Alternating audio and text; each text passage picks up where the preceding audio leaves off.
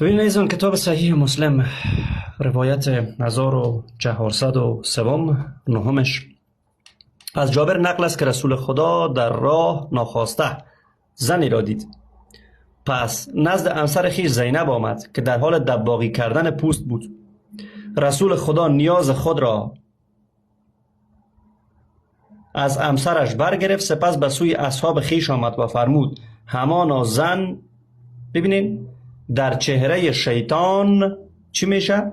روی می نماید و پشت می گرداند. پس هر کس از شما با چنین زنی مواجه شد به نزد همسر خویش آید، زیرا این روش این حالت درونی را تسکین می دهد.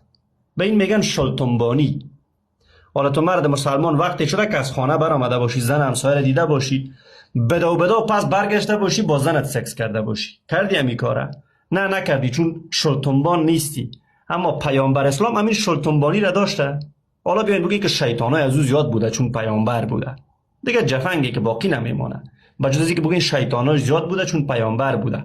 وقتی پیامبرتان از زن تحریک میشه و بدا می زن خود را از سر کار در حال دباغی کردن پوست می باشه، زینب را میبره امروز رابطه میکنه، میاد به اصحاب خود میگه که من امروز زنم رابطه کردم و چیکار شد. و شما زن مثل شیطان میگه که شما را بازی بده، اجازه ندینش برین امروز زنایتان سکس کنید. این شلتنبانی وقتی در میان امت محمد